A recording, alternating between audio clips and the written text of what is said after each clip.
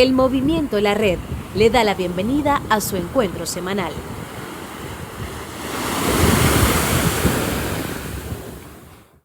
En el poderoso nombre de nuestro Señor Jesucristo le damos la bienvenida a este nuevo encuentro del Movimiento La Red. Esta es una comunidad que se reúne por medio de las redes sociales. Usted puede encontrarnos en YouTube, puede encontrarnos en Facebook, puede encontrarnos en la página del Movimiento La Red, www.movimientolared.com. Ha llegado entonces el momento de adorar a Dios. Le pedimos que se una a nosotros y que en oración le pidamos a Dios su bendición. Adoremos a Dios. Dios de nuestras vidas, te alabamos y te bendecimos y te damos gracias por las múltiples misericordias que tú tienes para con nosotros. Gracias porque tú eres Dios. Gracias porque tú eres Señor. Gracias porque tú eres Salvador. Te pedimos, Padre, en el nombre poderoso de Jesucristo, tu bendición en esta hora. A esa persona que nos ve, no importa el país, no importa la hora, no importa dónde esté, pedimos, Señor, que tu Santo Espíritu sea con ella, que tu Santo Espíritu sea con él, que tu Santo Espíritu sea con cada uno, con cada una, y que podamos experimentar tu presencia. Te lo rogamos, Señor, en el nombre de Jesús. Amén.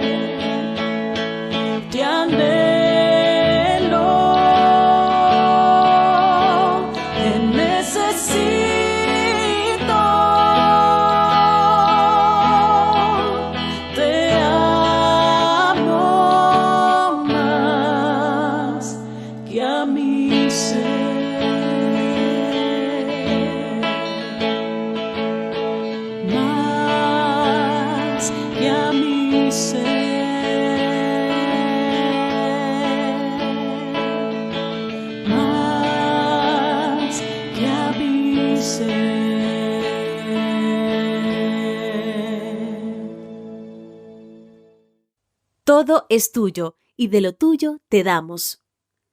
Les habla el pastor Manuel Collazo, ministro de Mayordomía para el Movimiento La Red. Ha llegado un momento de mayordomía. Hoy estaremos estudiando Deuteronomio 7, del 12 al 13, y el tema de hoy, las bendiciones de la obediencia. Por haber oído estos decretos, haberlos guardado y puesto por obra, Jehová tu Dios guardará contigo el pacto y la misericordia que juró a tus padres. Te amará, te bendecirá y te multiplicará. Bendecirá el fruto de tu vientre y el fruto de tu tierra, tu grano, tu mosto, tu aceite, la cría de tus vacas y los rebaños de tus ovejas, en la tierra que juró a tus padres que te daría. Deuteronomio 7, versos del 12 al 13, esta es palabra de Dios para el pueblo de Dios. Obedecer. Qué difícil es obedecer. Es como si los seres humanos estuviesen alambrados para el reto, para el desafío, para la desobediencia. En la palabra de Dios vemos ejemplos de la desobediencia del hombre desde Génesis hasta Apocalipsis. Lo que llamamos desobediencia, la Biblia lo llama pecado. Es el pecado lo que trae la destrucción para nosotros, para nuestra familia, para nuestra nación. Regresemos. En Deuteronomio 26, verso 17, encontramos lo siguiente. Has declarado solemnemente hoy que Jehová es tu Dios, que andarás en sus caminos, que guardarás sus estatutos, sus mandamientos y sus decretos, y que escucharás su voz. Como pueblo de Dios, debemos recordar las promesas hechas a Dios, cuando nos convertimos, cuando llegamos a Él, cuando comenzamos a caminar con Él. Y debemos recordar que Dios es Dios. La obediencia trae bendición. El obedecer a Dios nos trae el beneficio de su bendición. La bendición divina es nuestro beneficio. La palabra nos dice, te amará, te bendecirá y te multiplicará. Bendecirá el fruto de tu vientre y el fruto de tu tierra, tu grano, tu mosto, tu aceite, la cría de tus vacas y los rebaños de tus ovejas en la tierra que juró a tus padres que te daría. En otras palabras, te bendecirá todo. Volvamos a Dios, volvamos al Señor, a sus caminos, a su reino, que nuestra mente, nuestro corazón, nuestra alma esté encaminada en su palabra. Y bendiga a su iglesia, que haya alimento en su casa de oración y en la nuestra también. Nuestra oración para el día. Padre Santo, Padre Bueno, confesamos que tú eres nuestro proveedor, nuestro médico, nuestro compañero de camino, nuestro maestro fiel. En este día deseamos darte gracias por todo lo que eres, por tu fidelidad, por tu provisión. Venimos ante tu presencia bendiciendo tu santo nombre. Bendice a tu iglesia, abre las ventanas del cielo y bendice a cada hogar, cada siervo que labora. Para aquellos que están desempleados, di la palabra.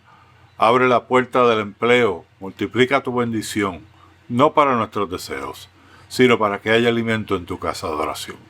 En el nombre de Jesús hemos orado y por él te damos gracias. Amén y amén. Movimiento La Red. Espiritualidad, discipulado, liderazgo.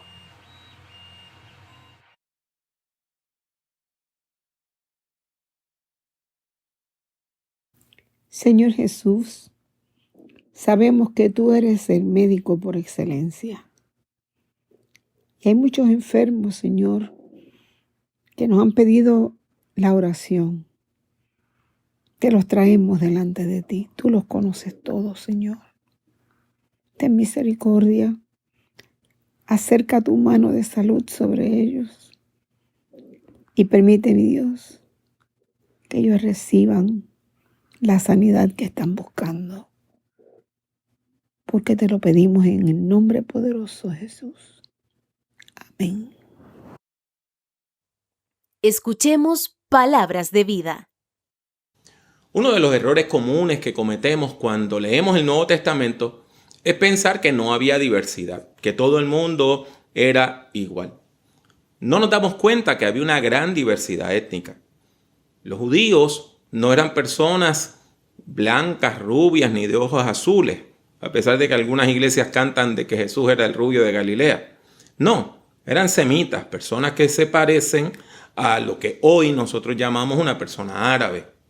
Sin embargo, también tenemos que entender que en el mundo del Nuevo Testamento habían personas de otros lugares que estaban en lo que nosotros hoy llamamos la Tierra Santa.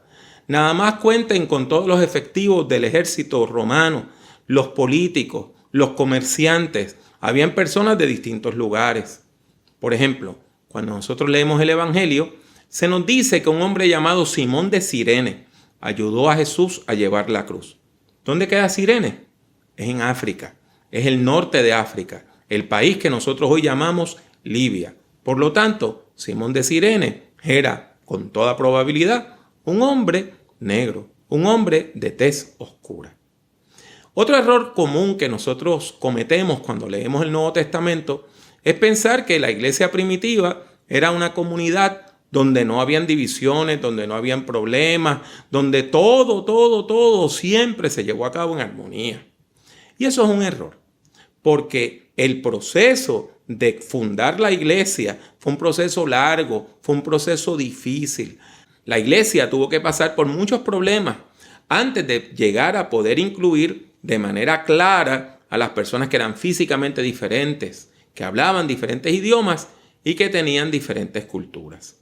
El libro de los Hechos nos habla de diferencias, aún de disputas entre romanos y judíos, entre judíos que hablaban arameo y judíos que hablaban griego, y entre cristianos de trasfondo judío y cristianos de trasfondo pagano. Las disputas fueron duras, amargas e incluso violentas. Hechos capítulo 6, versículos del 1 al 6, nos habla de una de las primeras controversias que experimentó la iglesia primitiva.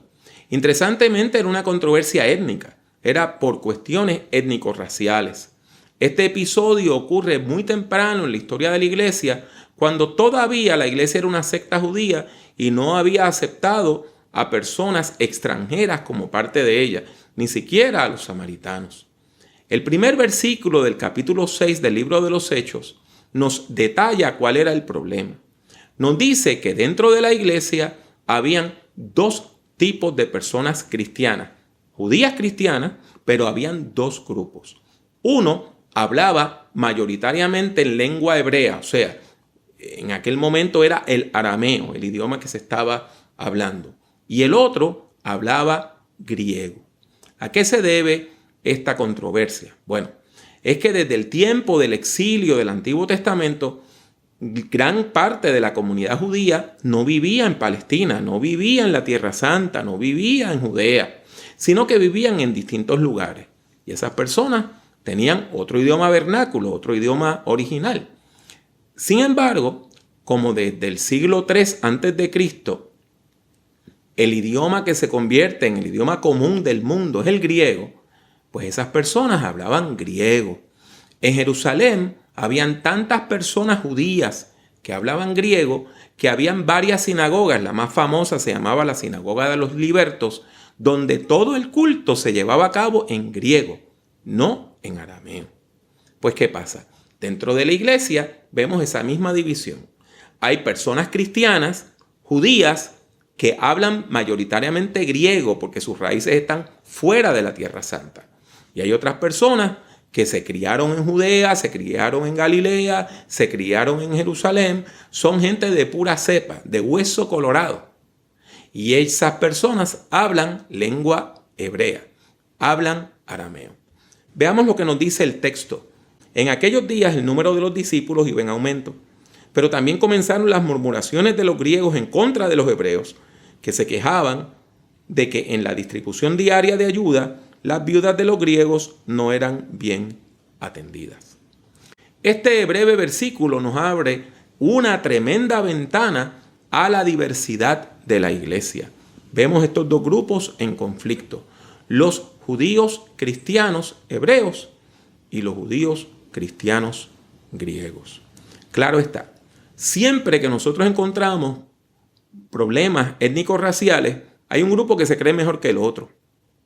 Y aquellas personas que se habían criado en Jerusalén, en Judea, entendían que eran puras, entendían que eran superiores a las demás, entendían que ellos sí eran el pueblo escogido, y los otros, aunque también eran judíos y también creían en Jesús, como que tenían un estado ahí de segunda clase. Este versículo también nos indica algo muy importante, y era que la iglesia había desarrollado toda una serie de ministerios nuevos. Aparte de la oración, de la predicación y de la enseñanza, la iglesia comenzó a desarrollar ministerios de lo que hoy nosotros llamaríamos ministerios sociales, ministerios de misericordia. Y uno de los principales era el ayudar a las viudas. Y usted dirá, ¿y por qué ayudaban tanto a las viudas? Bueno, no era todas las viudas, sino era aquellas viudas que habían llegado a ser ancianitas y no tenían hijos que las mantuvieran.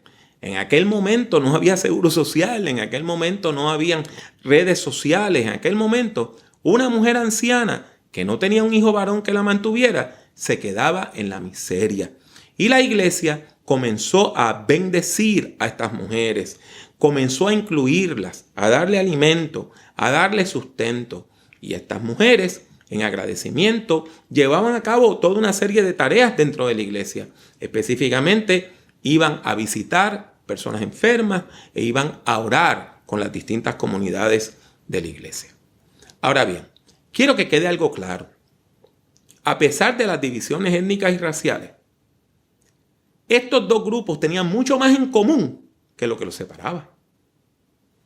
Ambos estaban constituidos por personas judías. Ambos estaban constituidos por personas cristianas. Ambos grupos vivían en Jerusalén y en Judea. Ambos grupos reconocían la autoridad de los apóstoles. Ambos grupos reconocían a Jesucristo como Señor y Salvador. La única diferencia era que unos hablaban un idioma y otros hablaban otro. La diferencia era étnica y racial. Y noten, esa diferencia fue tan y tan marcada que pudo dividir a la iglesia. ¿Cómo solucionar este tipo de problemas? Pues mire, la solución que presenta el libro de los Hechos es bien sorprendente, porque llamaron a los apóstoles y cuando llegaron los apóstoles no usaron su fuerza para aplastar a los disidentes. No llegaron a decirle a la gente, usted se calla porque aquí mandamos nosotros, sino que los apóstoles deciden compartir el poder. Compartir el poder. Fíjense bien. Los apóstoles pudieron invocar la autoridad que les daba el evangelio, que les había dado Cristo, para decir, aquí mandamos nosotros. Los apóstoles hubiesen podido decir, no, los originales son los hebreos, porque esos son los que hablan el idioma sagrado. O también hubieran podido decir, no, hay que favorecer a los griegos, porque el evangelio va a llegar a todos los confines de la tierra y ellos van a ser los grandes evangelistas. Los apóstoles, dirigidos por el Espíritu Santo, supieron resistir todas estas tentaciones y tomaron decisiones muy sabias que les llevaron a compartir su autoridad y su poder. Dice la Biblia. Entonces los 12 convocaron a todos los discípulos y les dijeron, no está bien que desatendamos la proclamación de la palabra de Dios por atender a las mesas.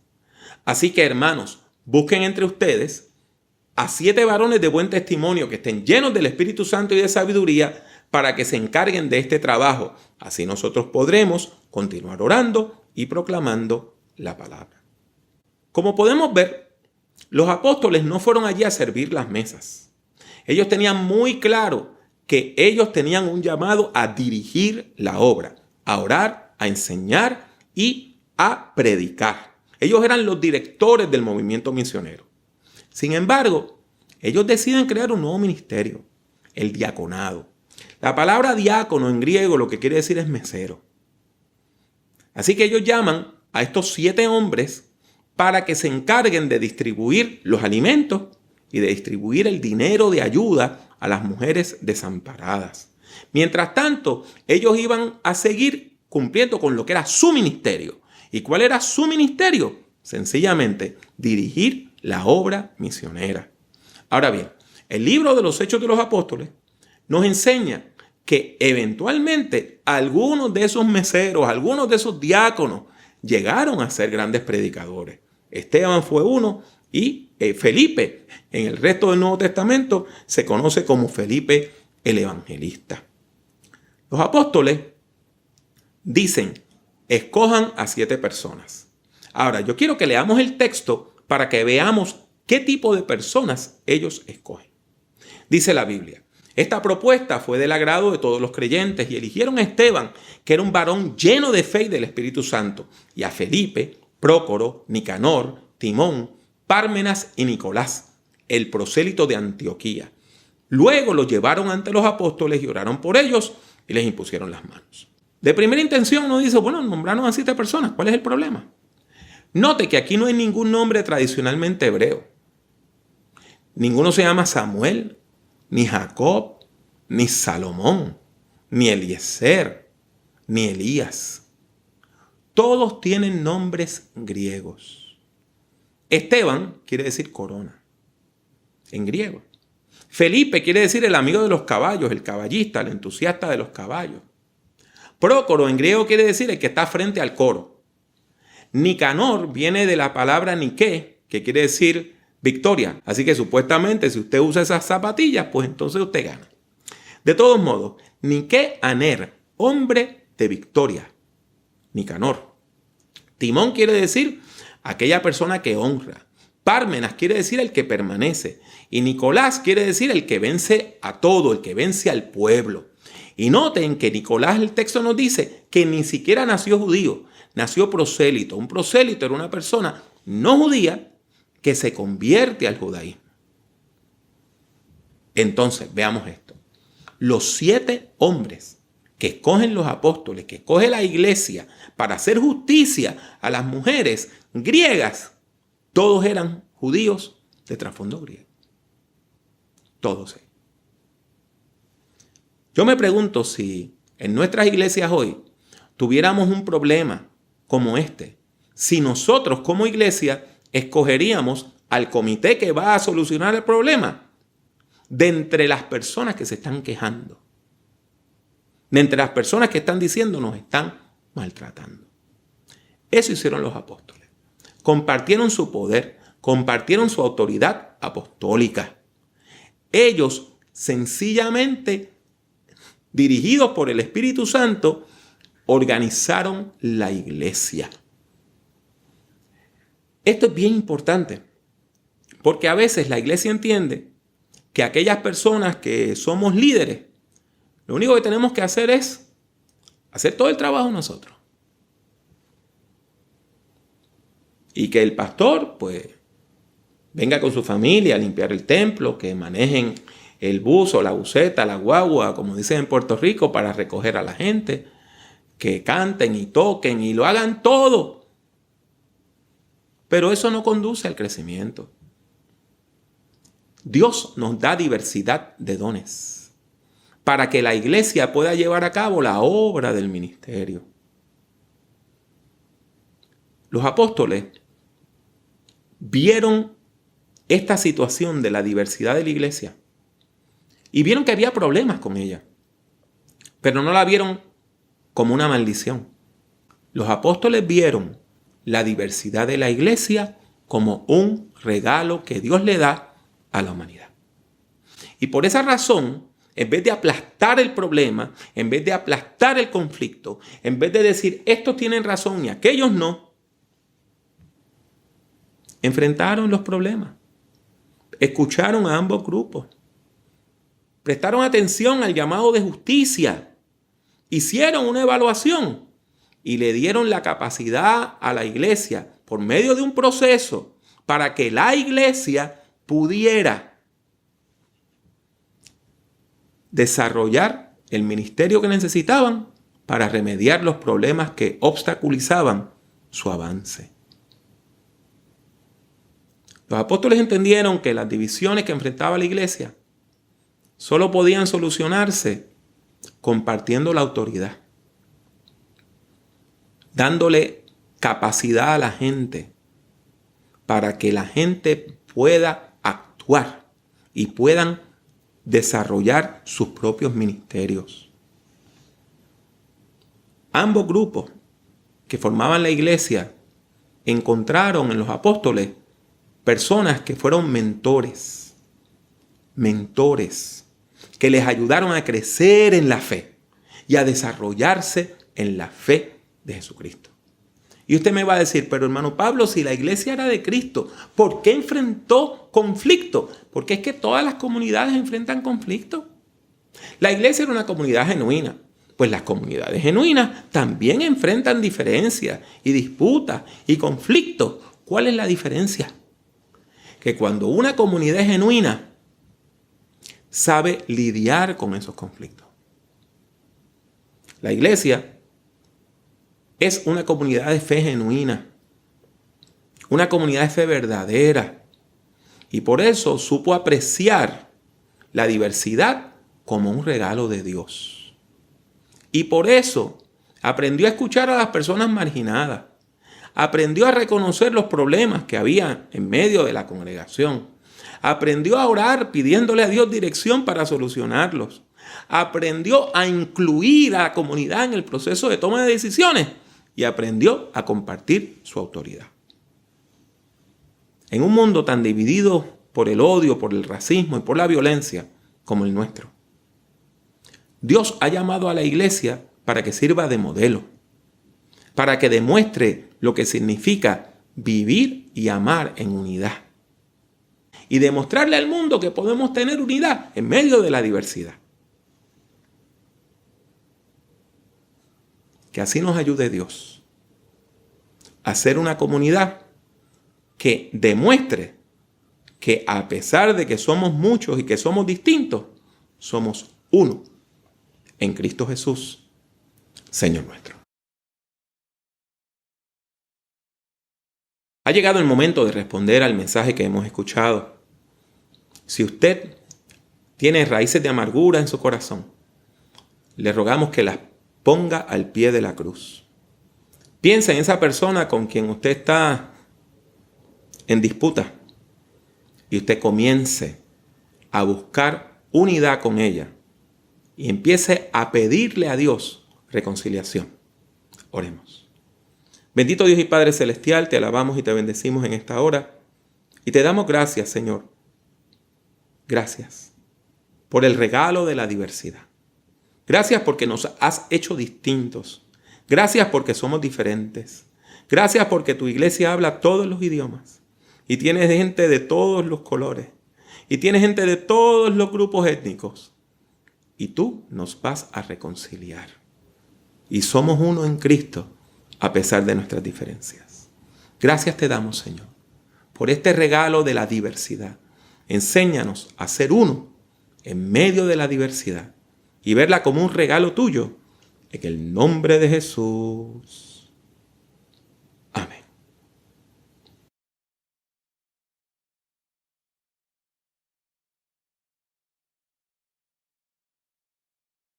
Y así llegamos al final de otro encuentro semanal del Movimiento La Red. Esperamos que usted haya encontrado palabra de Dios para su vida, que haya encontrado palabras de aliento.